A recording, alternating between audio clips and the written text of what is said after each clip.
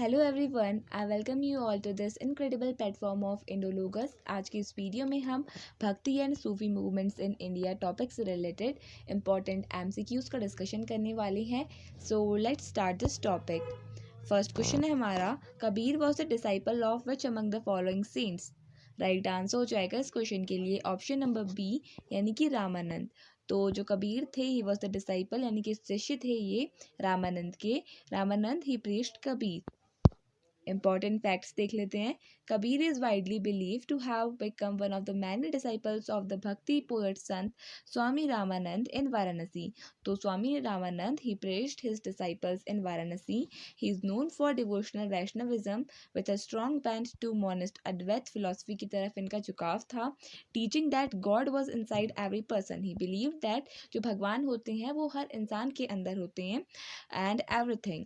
अगर हम बात करें स्वामी रामानंद की, who was the Guru of Kabir, तो इनका जो जन्म हुआ था वो 1400 में प्रयागराज में हुआ था, जिसको इलाहाबाद के नाम से जाना जाता था, और इनकी डेथ हुई थी वाराणसी में।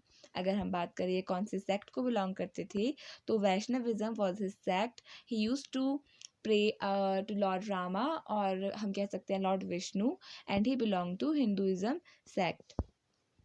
Next question, who founded the four mathas यानी कि monasteries in the four corners of India. तो जिन्हें हम मठ भी कहते हैं, फोर मठ, 4 मठ हैं इंडिया में जिनको मोनेस्ट्रीज भी कहा जाता है, तो वो किसने फाउंड किए थे। राइट आंसर हो जाएगा ऑप्शन नंबर ए, शंकराचार्य ने फाउंड किए थे 4 मठ यानी कि monasteries in the 4 corners of India. Option A will be the right answer. The four mathas or the monasteries or mutt established by Adi Shankaracharya in the 4 corners of India were meant to uphold Sanatan Dharma or Hinduism. He established 4 mathas in different regions of India. ये important रहता है, पूछा जाता है exams में। तो देखिए, बद्रीनाथ में, द्वारका में, पुरी और श्रृंगेरी में ये 4 मठ को स्टैब्लिश किया गया है। He established them to propagate the philosophy of Advait Vedant and to promulgate the concept of Sanatan Dharma. Next question, who among the following is considered to be the teacher of Aamir Khusro. तो आमिर खुसरो, जिनको parrot of India के नाम से भी जाना जाता है, तो इनके टीचर कौन थे, हमसे मेनली ये पूछा गया है। So option C will be the right answer, Nizamuddin Auliya. He was the teacher of Amir Khusro. Next question, so important facts देख लेते हैं पहले। He was an Indo Persian Sufi mystic. He was the disciple of Sheikh Nizamuddin Auliya. अगर हम बात करें इनके जन्म की, तो he was born on 19 May 1253 at Patiyali, और इनकी डेथ हुई थी दिल्ली में अक्टूबर 1325 में। इनके फुल नाम की अगर बात करें, फुल नेम की बात करें, तो Abul Hasan Yamin uddin Khusro was his real name. और फुल नेम अगर बात करें इनकी बरियल प्लेस की, तो हज़रत निज़ामुद्दीन औलिया दरगाह इन न्यू दिल्ली, यहाँ पर इनका बरियल प्लेस लोकेटेड है। Next question, who among the following composed अनंग। राइट आंसर हो जाएगा इस क्वेश्चन के लिए ऑप्शन नंबर बी, ज्ञानेश्वर, इन्होंने कंपोज किया था अनंग को। Dnyaneshwar composed Anang which is his most famous work. और अगर हम बात करें ज्ञानेश्वर की, so he was a Maratha saint. Next question, which among the following term was used by the Sufis for the successor nominated by the teacher of a particular order or silsila। Right answer हो जाएगा इसके लिए option number C, यानी कि खलीफा। So this was the term which was used by the Sufis for the successor nominated by teacher of a particular order और सिलसिला। तो देखिए, सूफीज के द्वारा जो ये वर्ड है खलीफा, इट वाज यूज्ड किसके लिए यूज़ किया जाता था, for the successor nominated by the teacher. तो ऐसा सक्सेसर जिनको कोई टीचर नॉमिनेट करते थे फॉर अ पर्टिकुलर ऑर्डर, तो उसके जो सक्सेसर्स होते थे उनके लिए टर्म यूज़ किया जाता था as Khalifa. Khalifa the civil and the religious leader of Muslim state. तो खलीफा का सिंपल मतलब है the religious leader of the Muslim state, consider to be a representative of Allah on earth. और अगर हम बात करें इनके सिनोनिम की, तो खलिफ खलिफ, खलीफ, खलीफ एंड खलिफ। सो ये कुछ डिफरेंट टाइप से प्रोनाउंस किया जाता है इन्हें, जैसे इसे कहा जाता है caliph and khalif, khalif. So all these are same. खलीफा और caliph term was used by the Sufis for the successor nominated by the teacher of a particular order or silsila. Next question. Surdas was a disciple of which among the following? Right answer हो जाएगा option number B, Vallabhacharya. तो सूरदास ये किसके disciple थे? ही was the disciple of Vallabhacharya. Surdas is usually regarded as disciple of Vallabhacharya, whom he is supposed to have met in 1510 CE while going on a pilgrimage to Vrindavan. Next question. Geet Gobind, the famous poem, was written by? Right answer हो जाएगा इसके लिए option B, यानी कि जयदेव। तो गीत गोविंद इसे किसने लिखा था? It was written by Jayadev. The Geet Govind is a work composed by the 12th century Hindu poet named Jayadev. It describes the relationship between Krishna and Radha and gopis, female cow herders. So the female cow herders were called as gopis of Vrindavan. The Geet Govind is organized into 12 chapters. ये question कई बार exams में पूछा जाता है कि गीत गोविंद में कितने चैप्टर्स हैं। तो Geet Govind written by Jayadev, it has 12 chapters. Next question. Kabir was the disciple of? तो राइट आंसर हो जाएगा इसके लिए ऑप्शन डी, रामानंद। तो Kabir was the disciple of Ramanand, ये हम ऑलरेडी डिस्कस कर चुके हैं। Kabir is widely believe to have become one of the many disciples. I think we have discussed, so let us leave this question. Instead of this I have added some more questions for you, so let's leave it now. So next question.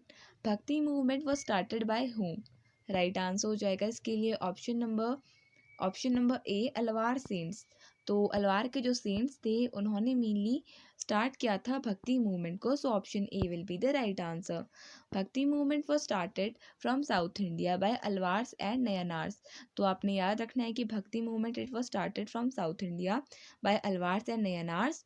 Alvars are the devotees of Lord Vishnu and Nayanars are the devotees of Lord Shiva.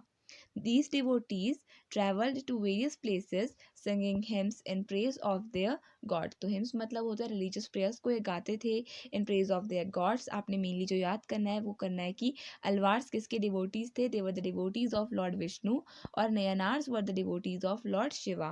Many temples were built that became sacred places of pilgrimage. Next question. Who among the following was the saint of the Varkari sect?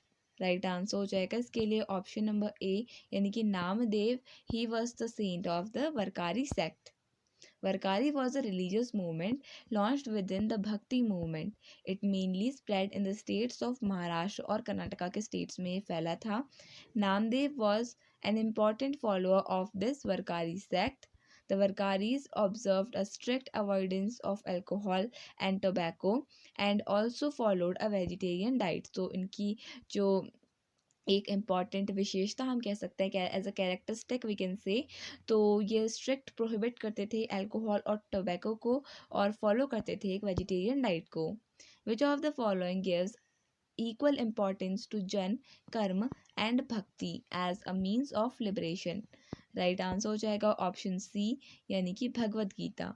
तो भगवत गीता ये एक ऐसी book है जो equal importance देती है कर्म, भक्ति और जन को. सो अगर हम बात करें इसके ऑथर की, so Vyas was the author of this book, Ved व्यास.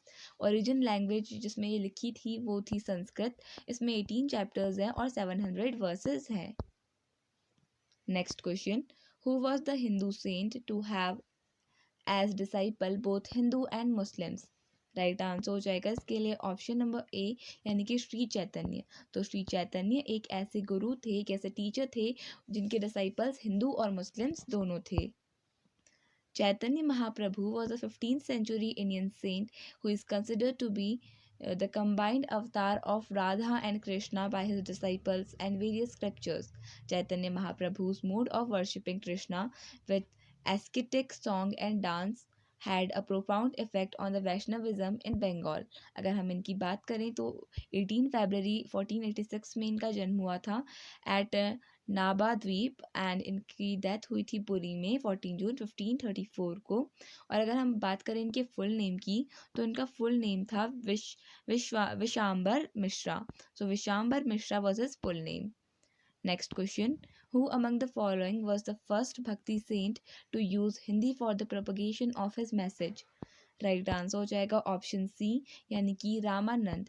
तो रामानंद ये एक ऐसे सेंट थे जिन्होंने यूज़ किया था हिंदी को एज अ लैंग्वेज अपनी मैसेजेस को प्रोपोगेट करने के लिए, उनको फैलाने के लिए ही used Hindi. So option C will be the right answer. Ramanand was a devotional poet and saint of the Vaishnav sect in the region of northern India. He was the first saint to compose his works and propagate the message in Hindi in order to make the knowledge accessible to the masses. Because जो संस्कृत होती थी it was really known by the people. बहुत कम लोगों को ही संस्कृत आती थी, तो in order to spread his messages to the masses उन्होंने हिंदी को as a medium चुना अपने messages को spread करने के लिए। Next question. The shrine of Hazrat Nizamuddin Aulia is situated at right answer हो जाएगा दिल्ली में सिचुएटेड है the shrine of Hazrat Nizamuddin Auliya. Nizamuddin Auliya dargah, the dargah of the Sufi saint Khwaja Nizamuddin Auliya situated in the Nizamuddin West area of Delhi. The dargah is visited by thousands of pilgrims every week. Next question. Who was the founder of the Sufi order in India? Right answer हो जाएगा इस question के लिए option number A Khwaja Moinuddin Chishti. So Khwaja Moinuddin Chishti, he was the founder of Sufi order in India. Important facts. Khwaja Moinuddin Chishti, a disciple of Khwaja Usman Haruni, the propounder of this order, introduced it in India. So he was the founder of Sufism in India and he was the disciple of Khwaja Usman Haruni. He came to India from Afghanistan with the army of Shihabuddin Ghuri in 1192 and started living permanently in Ajmer from 1195. Next question.